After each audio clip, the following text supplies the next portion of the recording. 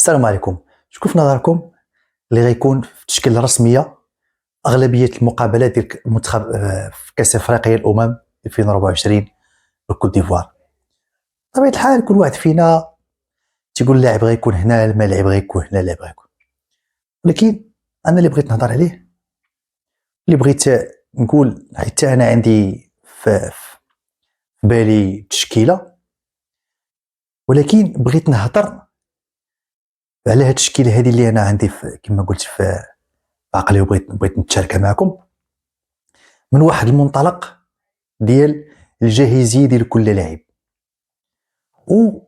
ولكن قبل ما نهضر على هاد الجاهزيه هذه، بغيت نهضر على واحد الركائز اللي انا تنظن لا نقاش فيهم عند وليد الركراكي، واللي هما ياسين بونو،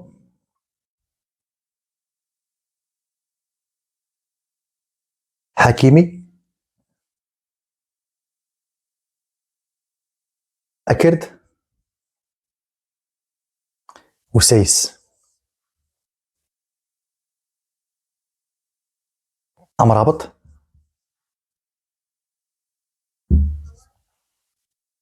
هاد اللاعبين هادو اللي كنا تنضيفوا عليهم مزراوي، ولكن ما تنظنش ان مزراوي غادي يكون، وكما قال وليد الركراكي في الندوه الصحفيه ديالو انه ارسل طبيب ديال الفريق الوطني باش يتاكد من الصحه ديال نصير، حيت كما تشاع عند بايرن ميونخ انهم قالوا على ان غادي يغيب 6 اسابيع، ولكن اكد لي الطبيب انه غادي يغيب 3 اسابيع.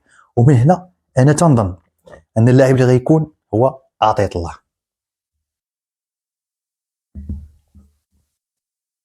الا جينا نهضروا على خط الدفاع، فهو تتكون تبارك الله من لاعبين مزيانين. ابار على هاد اللاعبين هادو فكاين عبد الحميد، عبقار، شادي رياض في الوسط ديال الدفاع، وكاين كذلك اظهره تنشوفوا الشيبي اللي دا لقاءات كبيره مع بيراميدز المصري، وكما شفنا المزراوي ان شاء الله اللي غادي يكون من بعد، واخا انا ما تنظنش غادي يلعب، واخا يجي اللي ما غادي يكونش رسمي، حيت الا كان عطية الله مزيان راه تنظن غادي يعتمد عليه الركراكي. هذا فيما يخص هذا الشق هذا ديال البدلاء، واللي كما هضرت عليهم سابقا ان عبد الحميد وعبقار وشادي رياض في الوسط ديال الدفاع راهم جاهزين واحد النسبه كبيره، حيت في الانديه ديالهم لعبوا مقابلات من مورا اللقاء ديال طنزانيا بمعدل ديال 4 اللقاءات لكل لاعب، حيت عبد الحميد وعبقار لعبوا 4 الماتشات، شادي رياض تنظن لعب 6 ديال اللقاءات. انتقلوا لخط وسط الميدان، كما قلت امرابط الدعم الاساسي ديال وسط الميدان الدفاعي. الى جينا نشوفوا البدلاء ديالو او البديل ديالو، فقبل ما نهضر على هاد الناحيه ديال البديل ديال امرابط، فمن الذكاء ديال الركراكي انه استدعى لاعبين اللي تيلعبوا في مراكز متعدده. غتقول لي كيفاش؟ نرجع بكم لعبد الحميد اللي ممكن يلعب مكان سايس، وممكن يلعب مكان عطية الله، حيث لا قدر الله وتصاب لينا مثلا عطية الله وديجا مصاب مزراوي، راه ممكن يكون هو يونس عبد الحميد، ولا ممكن ركراكي يغير من الشاكله ويلعب 3 ديال اللاعبين الوسط، اكرد، سايس، عبد الحميد، ونتمناو يكون ركراكي يلعب في الراحه ديالو وما يتصاب لينا حتى شي لاعب. كما قلنا البدلاء ديال امرابط متعددين. اسامه العزوزي اللي واخا ما لعبش لقاءات كثيره، ولكن في اللقاءات مع منتخب اولمبي بين على واحد المستوى عالي، وكذلك اللقاء الاخير ديال المنتخب الوطني اللي ما كانش فيه امرابط. ريتشاردسون اللي كذلك هو تيلعب في دو بوست او موان دو بوست تيلعب فيهم، يقدر يلعب لك هنا مع امرابط، يقدر يلعب لك امام امرابط. هذا فيما يخص هذا الخط هذا. كذلك كاين املاح اللي حتى هو في نظري المتواضع يقدر يلعب في 3 ديال لي بوست، واخا غيختلف معايا الكثير انه ما يمكنش يلعب بلاصه امرابط، وكيف نظري يقدر يلعب بلاصه امرابط ويلعب كذلك هنا في هذا البوست هذا ويلعب كظاهر. نزيدو امام امرابط اختيارات كذلك متنوعه اللي تتلعب دفاعيا وتلعب هجوميا.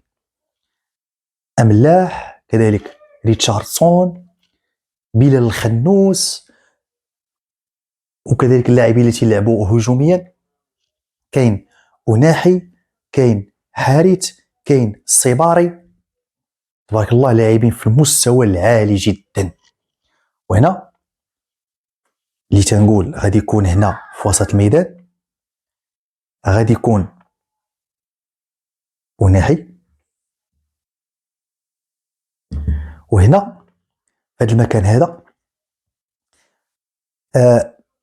كنت نفكر، ولكن بعد ما شفت الجاهزيه بين واحد جوج لاعبين تنظن بلال الخنوس غيكون هنا في هذا البوست هذا، حيت اعتمد عليه كثير وليد ريريف مؤخرا.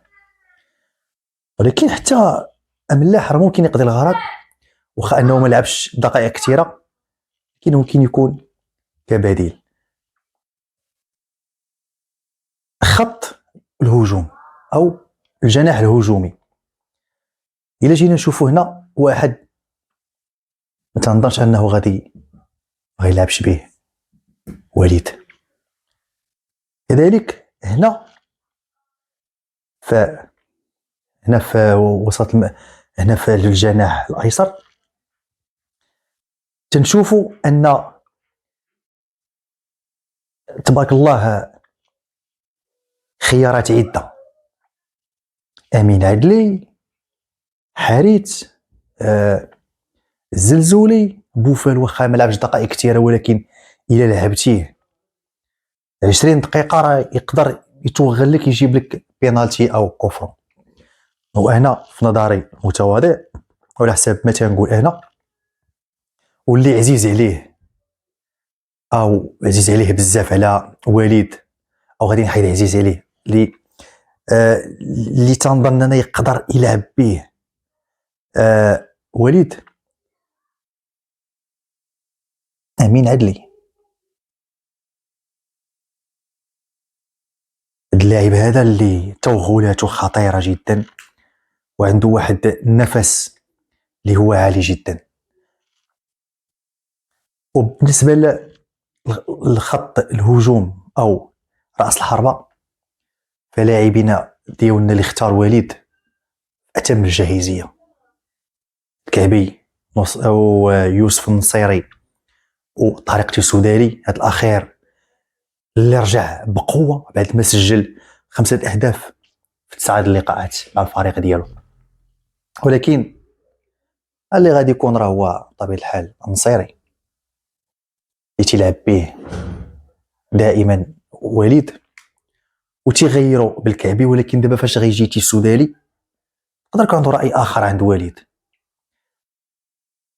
ونتمناو كذلك، وانا كما تنتمنى انا نشوف ديك توحشت صراحه ديك الثنائيه اللي كانت بين الكعبي وطارق السوداني مع خليلوزيتش. نتمنى نشوفوها في شي لقاء ان شاء الله الرحمن الرحيم مع وليد. ولكن الاساسي عندنا هو تحقيق اللقب الغالي اللي توحشنا الجميع وما عمرنا ما توجنا به من 76 اللي هو كأس افريقيا الامم. وبهذه المناسبه تنتمنى لكم سنه سعيده مليئه بالافراح والمسرات، وتكون سنه ان شاء الله الرحمن الرحيم 2024 واللي موراها ان شاء الله نتوجوا بها باللقب الغالي ديال كاس افريقيا. وباش نختم هذا الفيديو هذا تنشكر جميع للناس اللي مدعميني بالاشتراك ومدعميني بلي جيم، وتنتمنى تزيدوا دعمونا بالاشتراك في الصفحه ديالنا، وديروا لنا واحد الجيم اللي غادي يدعمنا كثير ويعطينا واحد الحافز باش نزيد نخدم ان شاء الله الرحمن الرحيم قدام ان شاء الله الرحمن الرحيم. وشكرا.